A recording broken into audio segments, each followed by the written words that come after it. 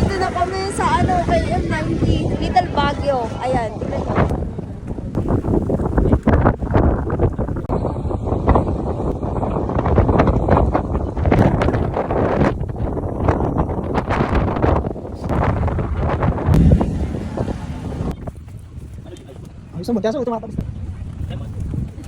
Hey guys, madaling araw pa nga lang ng linggo ay gayak na ako dyan dahil nga pupunta tayo ngayon ng Infanta, Quezon. Yes, magla-long ride tayo ngayon, B. At ito nga yung boyfriend ko, kasama ko nga siya ngayon dahil siya yung driver ko, malamang. Umalis na nga kami ng bahay dahil bawal nga kami malate dahil ang call time nga namin ay 5 a.m. dahil may iba pa po kaming mga kasama. Ang meet up place nga namin ay doon na mismo sa may gasolinahan at syempre para din makapag-full tank na dahil nga medyo malayo-layo rin yung ating biyahe for today's video. Kaya kasi bigla yung tropa niya na mag-Infanta daw, sakto hindi pa nakakabiyahe na malayo itong bagong bili niyang motorsiklo kung kaya't naman pumayag na rin kami. O diba, pag biglaan talaga natutupad. Hi! Hello!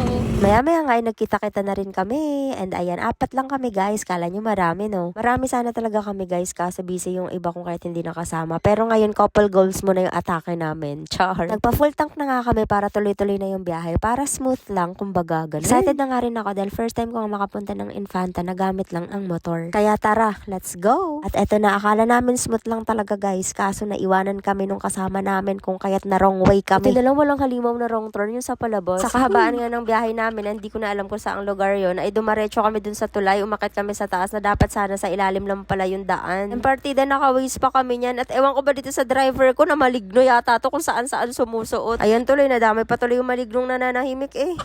Pero mabilis na lang din naman kami nakabawi at ang ending nga ay nagpina lang kami ng panibagong location kung saan kami magkikita-kita. Nandito pa nga kami sa daan at inabutan na nga kami ng liwanag at ang dami rin naming kasabayan na nagmomotor. Ang ganda talaga ng daanan dito sa Marilake, lalo na kapag malapit ka na sa may bandang Infanta, puro puno-puno na talaga dun, tas ang lamig-lamig na ng paligid, hindi nakaka-boring. Ang daming magagandang view na parang gusto mong bumabaw para magpa-picture, ganun. At pagdating nga namin dito na hindi ko na rin alam kung saan na to banda, ang daming motorista nandyan sa gilid nagpapahinga.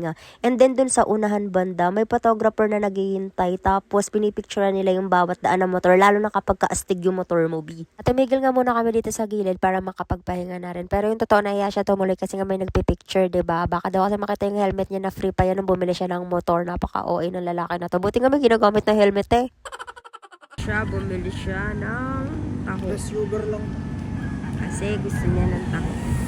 Ayan guys. Bumili nga muna kami ng taho kasi wala pa rin kaming kain mula nang bumiyahe kami galing sa bahay. Okay lang din naman kasi maaga pa naman pero hindi okay sa akin yung taho na walang asukal. Hindi pala masarap te. Napaubusin na nga sa akin para makaalis na raw kami pero tinatawanan ko na lang siya dyan kaya siya na lang yung umubos. Pila sugar ka pang nalalaman ha? Maya-maya nga ay nakarating na rin kami dito. Dito na nga kami sa Kape Natividad dito sa Tanay na kung saan magkikita na ulit kami ng mga kasamahan namin na nawala. Kami nga paling nawala kanina madaling araw. Sorry naman. Pero seryoso, ang ganda dito guys. So may pa-overlooking view sila habang nagkakape kayo tapos kausap mo yung marites mong friend. Yung ang ganda ng view tapos 10 tao na naman yung nasira nyo. Ay, wala palang ganun. Kaya naman kung dadan nga kayo ng Tanay Rizal ay try nyo na itong sikat na kapehan dito na talaga namang mapapawaw talaga kayo sa ganda ng view at masasarap na pagkain. Kung makapuri ng pagkain, akala mo talaga na tikman eh dumaan lang naman siya. Hinahanap nga kasi namin yung mga kasama namin pero bakit parang wala sila dito, B? Yun pala, wala talaga sila dito dahil nandoon pala sila sa isang branch. Kung hindi pa kami nagtanong sa guard, hindi namin malalaman na may isa pa pala silang branch dito. Kaya agad na nga namin silang pinuntahan para the search is over na. Pambihira, lagi na lang kami naghahanapan eh. Naakala mo naglalaro ng hide and seek yung atake. Fast forward nga, nagkita-kita na rin kami at finally nga sabay-sabay na rin kami pupunta doon sa pinaka-destinasyon namin. Pupuntahan nga namin ngayon yung sikat na pasyalan dito, yung tinatawag na Kilometer 90 or KM90 or mas kilala na Little Baguio. Ayun nga yung mga kasama namin sa harapan at todo buntot na kami sa kanila, mahirap na baka maiwanan na naman kami. Ito pa naman mga kasama namin talagang sanay makipagbakbakan sa daan dahil nga inaantok daw sila pag takbong pogi lang. Eh paano naman kami walang pogi? Takbo na lang siguro yung labanan. At isa pa first time namin dito no, ang daan kaya dito para kang dumadaan sa bituka ng manok. Grabe, ang ganda ng mga view pero yung daan panalo talaga, paldo talaga pag na-aksidente ka. Makikita mo talaga sa San Pedro, masasabi mo talaga na wow, ganito pala ang langit. Huy, simba ko. Sobrang lakas ng hangin, grabe. At habang papalapit nga kami ng papalapit dun sa pupuntahan namin, talaga naman pataas din ng pataas yung inaakyat namin. Sobrang taas na talaga dito na para bang nasa ulap na kami. Ganun yung atake niya. At tignan nyo naman yan, halos wala na kaming makita sa daan. Yung weather dito parang zero visibility na talaga siya. Ang lakas ng hangin na para kaming liliparin kaya sobrang kapit ko dyan sa motor. Di nyo lang nakikita. Grabe kaba ko dyan. Then sobrang foggy na hindi mo na talaga makita yung daan. Tapos may kasama pa yung pag-ulan B. Grabing pressure dito. Parang tinutulak ka pabalik at sobrang lamig as in.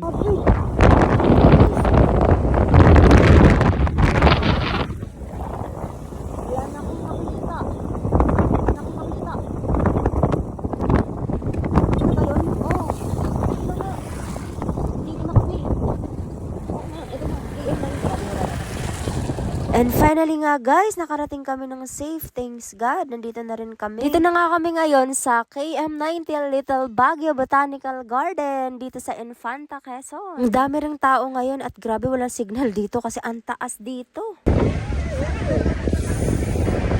Guys, dito na kami sa KM90 Little Baguio. Ayan, tingnan mo. Oh, diba? Ayun oh. And grabe yung dito guys, yung fog na may kasama ng ulan. Dahil para na kami nasa taas ng langit. Nasa ulap na kami guys eh. Ito na pala yung ulap. Grabe oh. And sila yung mga kasama ko guys oh. Ayan. Yan sila. Tapos, ang dami rin tao dito ngayon. Tingnan nyo oh, dami nagmumotor. Grabe oh.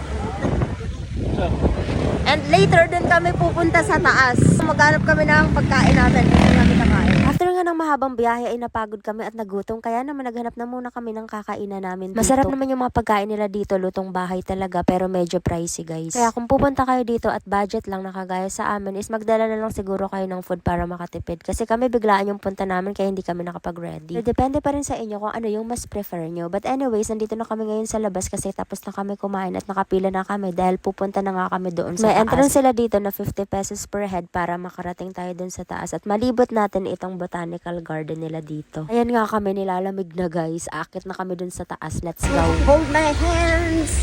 Let's go to the top of the mountain. Oh my God. This is it. Ito guys, nandito kami ngayon sa Little Baguio. Dito sa Infanta, Quezon. And look at the fog na may kasamang pag-ulan. Ha?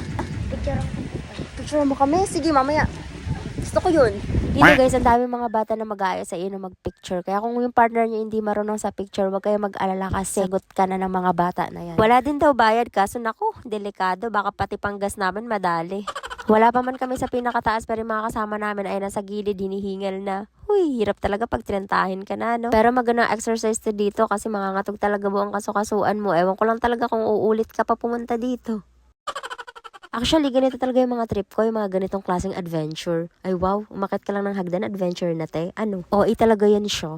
Sabi nila, Little Baguio daw to ng Infanta. Malamang kaya nga binansagan to na kilometer 90, Little Baguio Botanical Garden. Common sense nga ni. Ang akin lang naman, di pa kasi ako nakapunta talaga sa Baguio Botanical Garden. Kaya hindi ko talaga masabi kung talagang kaparehas to doon. Pero baka naman kino-compare lang talaga, di ba? Pero ang ganda dito guys, so dito talaga pwede kayong mag-date. Lalo na ngayong Valentine's kasi tignan nyo may malaki silang pa-heart dyan. Heart shape. At grabe ang fago, paldong-paldo ang kapal. Guys, nandito kami ngayon sa taas. Malapit lang sa Manila, 3 hours lang ng biyahe. Pero medyo mahirapan kayo mag dito.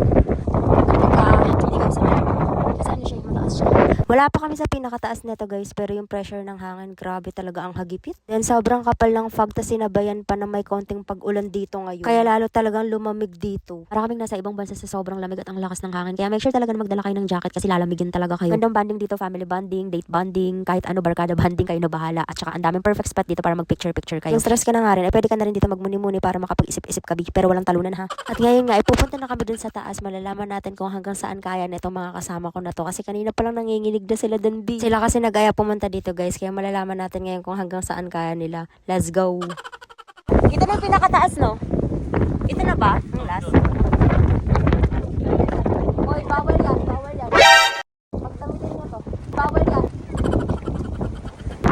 Ayaw ba? Mga 30 ako dyan. Umakit na kami sa pinakataas at yung mga kasama ko dyan ay talaga namang hirap na. Kaya finally, nandito na rin kami. Ayan, todo talo na ako dyan. At dito nga sa taas ay kitang-kita mo na talaga ang kagandahan ng buong view. At syempre, mas mataas, mas malakas yung hangin at mas malamig syempre. Matatangay ka talaga dito kung sobrang gaan mo talaga. Kaya mag-iingat kayo kung pupunta talaga kayo dito mga B. Kanina pa nga rin ako nagpapapicture dyan pero nilalamon lang ng buhok ko yung mukha ko. Kung kahit naman hindi talaga ako makakuha ng magandang picture. Sa sobrang lakas nga ng hangin ay magiging hate mo siya. At ayan nga kami, tamang moment lang habang may kontrabida na hangin. Huy!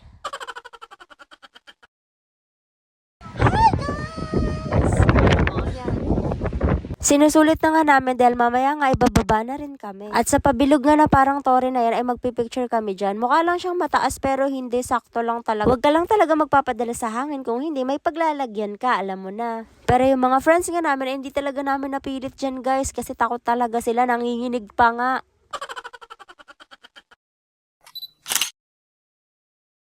Kaya naman, kung naghahanap nga kayo ng pasyalan na kagaya nito, ay pumunta na nga kayo dito sa KM90 Little Baguio ng Infanta, Quezon. Dahil panigurado ako na magugustuhan nyo dito guys. At dito ko na nga tatapusin itong vlog ko dahil mukhang napahaba na naman to. Kaya samahan nyo ulit ako sa aming next gala. Bye! Pauwi na kami guys! Bumaba na kami!